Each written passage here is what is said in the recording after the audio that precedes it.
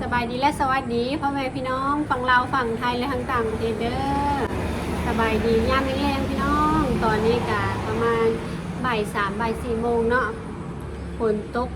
มื้อเช้านี่บ้างแห้งๆพี่น้องค่ะก็สิหยุดไปเนาะฝนตกมือสิเข้าพรรษาแล้วแนวนี้พี่น้องมื้อนี้กะเป็นมื้อเข้าพรรษาใส่บาตรหยาดน้ำเนาะแต่ละปีฝนตกลัดรถพี่น้องตอนเช้าจนได้ใส่เสื้อกันฝนลงวัดเสาสุกแต่ละปีแล้วก็สังเกตการเบื้องปีนี้เนาะในมื้ออื่นนี้คือสิตกมาจกๆคือกันเพราะว่ามื้อเช้านี่ก็ป้าตกพี่น้องตกจกลง2 มื้อเรียนแล้วตกตอนเช้าจกเนาะตอนแรกนี่ก็เลี้ยวไปทางในเมืองเซโนทางสวรรค์ก็ฟ้ามืดดำคือกำลังตกอยู่พี่น้องบ่ต้มก็ยังบ่ทันมาแต่การเนาะจากว่าฝนตกลัดทางฝนบ่จักฝนตกมันสิมาทางเซโนก่อนจึงมาพี่น้องตอนนี้ก็ยังฟ้าแจ้งอยู่ทางพี่ฝนยังพันมาฮอดอีกฮอบบ่ตกไปแล้วฮอบเช้ายังฮอบแรงอีกนี่เนาะพี่น้อง FC ก็เพิ่นได้เม้นให้กำลังใจสาวสุกเนาะเพิ่นเห็นสาวสุกผอมหลายเนาะช่วงนี้เนาะเพิ่นว่ากินข้าวหลายๆในเด้อสาวสุกกินข้าวกินน้ำใส่หลายๆแน่ผอมหลายแล้วเหลือแต่หัวแล้วเพิ่นว่าเนาะแม่นพี่น้องสาวสุกผอมลงเนาะด้วยความที่ว่าเป็นแม่ลูกอ่อนนอนกับบ่เต็มตาแบบว่านอนบ่เพียงพอบวกกับบ่ได้กินอาหารได้คือแต่เก่างดนะพี่น้องได้คลั่มบ่ได้กินแนวแซ่บแนวนัวแนวหวานแต่ก่อนตอนที่เฮาบ่ได้เป็นแม่ลูกอ่อนกินหยังก็ต้องได้ระวังยันมันพิษท้องลูกยันลูกเจ็บท้องนะพี่น้องยันลูกท้องเสียเนาะบวกกับเฮาพักผ่อนบ่เพียงพอกินหยังก็ยังบ่ได้หลายก็เฮ็ดให้ผอมเนาะพี่น้องกลางคืนเช้าสุกกับตื่นมาปั๊มนม 2-3 รอบเนาะก็ถือว่าอดหลับอดนอนลูกก็นอนให้เฮาได้พักผ่อนอยู่กลางคืนแต่ว่าเช้าสุกก็ยังแบบได้ลูกมาปั๊มนมหั่นน่ะพี่น้องFC หลายๆท่านน่าจะได้เห็นคลิปที่น้องน้อยเพิ่นเล่าเรื่องไปทำงานเนาะพี่น้องว่าเพิ่น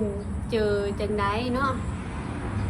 พอแต่กลับมาน้องน้อยก็บ่รอช้าพี่น้องเพิ่นก็มารับขวัญหลานเนาะ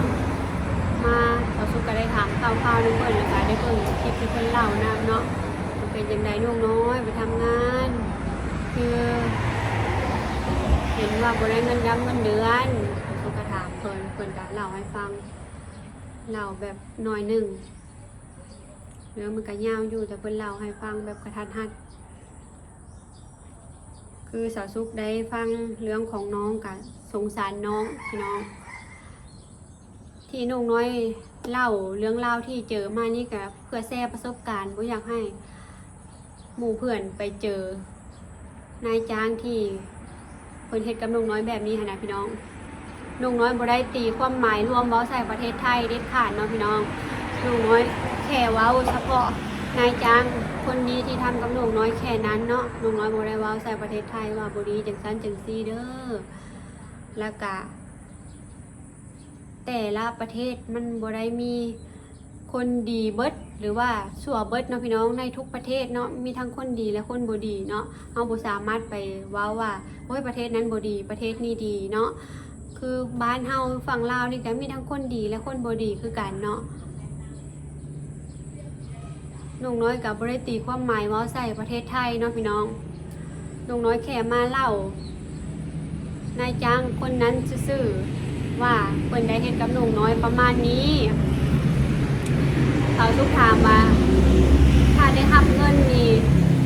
ได้ประมาณเท่าไหร่ที่ทำงานตัวที่ว่าบ่ได้รับเงินนี้ที่ว่าบ่ได้ค่าจ้างนี้ถ้าได้ประมาณ10,000ปลายน้องน้อยเพิ่นว่าเนาะ2 คนกับแฟนเพิ่นเนาะบัดนี้นายจ้างเพิ่นบ่ได้ให้น้องน้อยก็ยังพอทนบ่ให้ค่าจ้างเนาะพี่น้องฟังน้องเพิ่นเล่าบัดนี้หลังจากน้องน้อยเมื่อเก็บเครื่องของเตรียมที่จะออก แล้วเพิ่นให้คนงานของเพิ่นลูกน้องของเพิ่นเนาะตามเมื่อเพื่อจะขอถ่ายพาสปอร์ตขอพาสปอร์ตมาถ่ายประมาณนี้ลูกน้องเพิ่นเว้าเนาะก็บ่ฮู้ว่าสิเอาไปถ่ายไว้เพื่อหยังของสำคัญของเฮาพาสปอร์ตบ่เป็นตาให้ไผหยิบจับเอาไปเด็ดขาดเนาะพี่น้องเป็นของสำคัญเฮาที่สุดเลยแหละต้องเฮียเสียหายไปก็ถือว่ายุ่งยากแล้วบ้านนี้พ่อน้องน้อยบ่ให้เนาะว่าก็น้องน้อยหลายเทื่อเติมน้องน้อยก็บ่ให้แล้วเพิ่นก็ลงไปล็อกประตูคือว่าบ่ให้น้องน้อยออกสมมุติว่าถ้าน้องน้อยเนาะเป็นลูกน้องที่ว่าเฮ็ดงานบ่ได้เรื่องบ่เฮ็ดงานบ่ดีบ่คือบ่ให้น้องน้อยออกตั้งแต่ที่แรกว่าเฮ็ดงานบ่ผ่านจังซั่นจังซี่ก็ให้ออกตั้งแต่อาทิตย์แรกซะบ่ให้เฮ็ดงานเนาะแล้วบ้านนี้ก็ควรดีใจที่ได้เสียลูกน้องไปลูกน้องที่ว่าเฮ็ดงานบ่ดีบ่หรือว่าจังใดเพิ่นจึงบ่ให้เงินเดือนเนาะ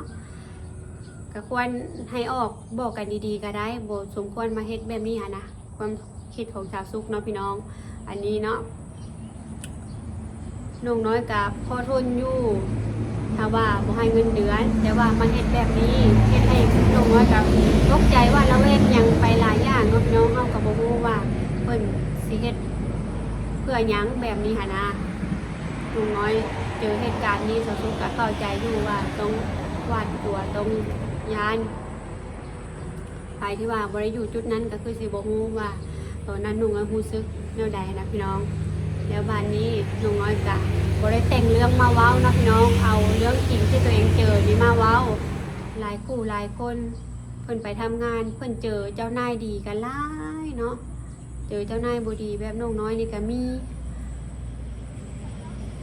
เฮาก็บ่ได้เว้าว่าโอ้ยบ่ดีเบิดจังซั่นจังซี่บ่น้องน้อยเว้าแค่เฉพาะเจ้านายที่ทำกับน้องน้อยในตอนนั้น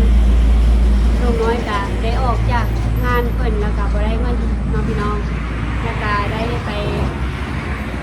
หางานใหม่โชคดีที่ว่าไปหางานใหม่นะคะแบบได้งานไวเพิ่นรับเข้าไปฝึกงานเพิ่นก็ยังให้เงินเดือนถึงว่าเพิ่นสิบ่ได้รับอยู่ต่อเพราะว่าเพิ่นคัดคนงานแน่รายได้มันบ่ได้ตามเกณฑ์เพิ่นก็บ่ได้เอาพนักงานไว้เพิ่นก็ยังให้เงินเดือนทั้งสองคนเลยพอดีได้เงินค่ารถได้เงินเดินทางกลับบ้านนั่นแหละหนูน้อยกับแฟนเพิ่นกับพี่น้องเราทุกกะสงสารน้องอยู่ขนาดมาบ้านกับบ่มีเงินก็ยังมาหับขวัญหลานโอ้ยจะสิว่าจังไดเนาะด้วยความที่ว่าน้องน้อยมองโลกในแง่ดีหลายบ่คิดว่าสิเจอแบบเจ้านายทำแบบนี้นำนะพี่น้องหากะสิไปดำเถื่อ2เถื่อนี้เนาะ MOU น้องน้อยก็ตั้งใจว่าสิเฮ็ดอยู่แล้วต้องมีเจ้านายรับรองให้ก่อนเฮาจึงเฮ็ดได้เฮาต้องผ่านงานประมาณ3เดือนเนาะนายจ้างเพิ่นจึงสิพาเฮ็ด MOU อันนี้น้องน้อยก็ตั้งใจอยากเฮ็ด MOU อยู่แล้วเนาะแล้วแบบพอมาเจอเหตุการณ์แบบนี้เนาะน้องน้อยบ่มี MOU นะตอนนั้นน้องน้อยก็บ่ฮู้แนวเฮ็ดแบบย้านย้อนว่าเฮาบ่มีความรู้น้องน้อยก็บ่ได้รู้จักอีหยังหลายนะพี่น้องหรือว่าเพิ่นเบิ่งน้องน้อยกับแฟนน่ะเป็นคนหัวอ่อนรู้บ่ทันคนอีหยังเพิ่นก็เลยอยากเฮ็ดแบบนี้บ่หรือว่าจังไดถ้าว่าบ่มักน้องน้อยเฮ็ดงานบ่เป็นบ่หรือว่าจังไดก็บอกกันดีๆให้ออกแต่ที่แรกยังต้องมาเฮ็ดแบบนี้นะถ้าว่าสาวซุกว่าผิดพลาดประการใดก็ต้องกราบขอโทษขออภัยเนาะพี่น้องอันนี้เนี่ยก็เป็นความคิดของสาวซุกเองเนาะได้ฟังเรื่องราวของน้องแล้วก็สาวซุกก็ได้เบิ่งคลิปที่น้องน้อยเพิ่นเอาลงก็ได้เห็นคอมเมนต์แบบคือฝั่งนั้นมาคอมเมนต์เนาะคอมเมนต์แบบต่างๆนานาแล้ววันต่อมากลับไปเบิ่งอีกอะลบไปเบิ่งแล้วคอมเมนต์นั้นบ่เห็นเนาะ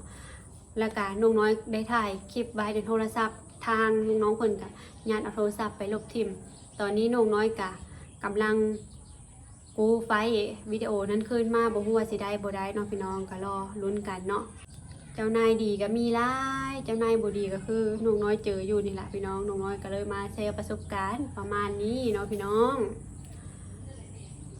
สาวซุกกะ มีความคิดเห็นประมาณนี้พี่น้องเกี่ยวกับน้องจริงน้องน้อยก็อยากไปทำงานเก็บเงินสร้างเนื้อสร้างตัวแหละแต่พอมาเจอแบบนี้แล้วก็ให้แบบใจทอดพี่น้องเลยตอนนี้ฟ้ามืดขนาดเลย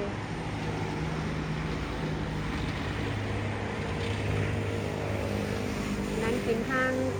ในเมืองสวรรค์พี่น้องฝนตกแล้วแบบนี้ตกโจกๆแล้วพวกทางซิโนอันนี้พอโตเพิ่นก็นอนในอู่คือเก้าพี่น้อง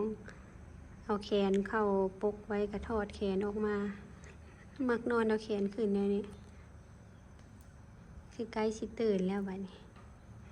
มืนตาแป๊บแป๊บแป๊บแป๊บอยู่กระซุกตาปะให้เพิ่นนอนแบบบ่ได้ไกวเพิ่นกับบ่ได้ตื่นเพราะว่ามื้อนี้อากาศเย็นพี่น้องแต่ก็มืนตาแม่บๆอยู่ไกวแล้วเพิ่นก็รับต่อกระซุกากำลังสิเตรียมเพชรต้นพี่น้องแขนต้นไว้ลงวัดมื้ออื่นเนาะนี่ของแขนต้นพี่น้องมีเสื้อแต่งสีฟันยาสีฟันแชมพูสบู่แฟบพี่น้องแขนต้นแล้วก็ใส่เงินเนาะเห็ดต้นในวันเข้าพรรษาประมาณนี้มีแว่นเนาะกระจกพี่น้องใส่กระจกนะบานใส่เห็ดต้นก็ที่ประมาณนี้แขนของกำลังให้บ่ต้อมเพิ่นแวะตลาดพี่น้องพอดีนางเพิ่นอยากเฮ็ดผ้าเข้าเข้าพรรษาอุทิศบุญกุศลให้พ่อให้พ่อเฒ่าแม่เฒ่าลุงป้าที่เพิ่นล่วงลับไปเนาะนางเพิ่นยันบ่ได้แต่งอยู่พุ่นยันยักษ์น้องมิวก็แบบกำลังแบบ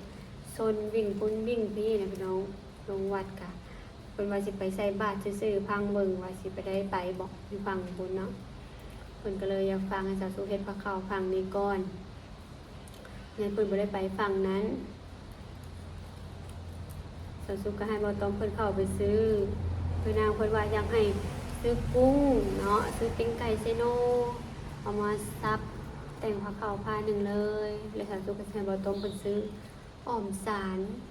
ใส่ไก่ซื้อของหวานใส่พี่น้องให้มันเต็มพระเข้าหนึ่งเนาะเฮ็ดบุญในมื้ออื่นเนาะพี่น้อง FC มาเอาบุญนำกันเด้อเนาะบุญเข้าพรรษาหลายคู่หลายคนก็สิถวายเทียนเนาะถวายสังฆทานเนาะแต่สาวสุกนั่นสิเฮ็ดต้นก่อนพี่น้องในมื้ออื่นเฮ็ดต้นกับพระเข้าก่อนเทียนกับสังฆทานนั้นถวายมื้อใดก็ได้ในช่วงเข้าพรรษาเนาะเดี๋ยวเฮาจึงสิถวายเดี๋ยวสาวสุกสิเอาลงบ่ไหวพี่น้องจะแต่งพระเข้าแน่จะแนวใส่บาตรแน่จะต้นแน่เนาะบวกกับมื้ออื่นสาวสุกเบิ่งร้านเหล้าแล้วฟ้ามืดฝนตกมากะ3เช้า2เช้า3เช้าละมื้ออื่นยันฝนตกคือปีแต่ก่อนนี้ปีแต่ก่อนสาวสุกได้ใส่เสื้อกันฝนลงพี่น้องฝนตกโจกเข้าพรรษาปีใดเนาะมีสิทธิ์ฝนตกรถพี่น้องในมือวันพระอ่ะตอนเช้านะตกหลังจากใช้บ้านแล้วก็ค่าอยู่อันนี้ฝนตกหลัดเช้าเฮ็ดให้คนลงวัดยากแต่สาวสุกค่าอยู่พี่น้องอ่ะอยู่ภาคทางนี้ย่างลงไปเนี่ยบ่ไกลปานใดผู้เพิ่นอยู่ไกลนั่นแหละออกมาเนาะ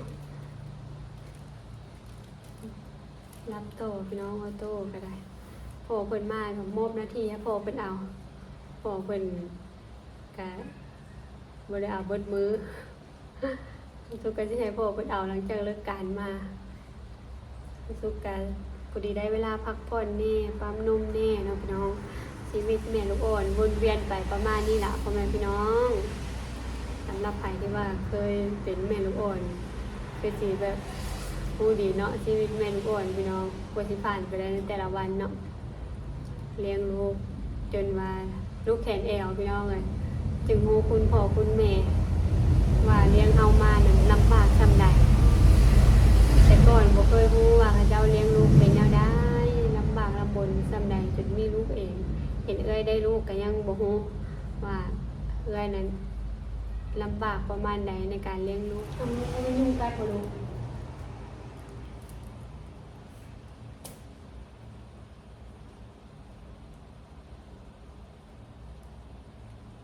ยุ่งมันมียุ่งมันมี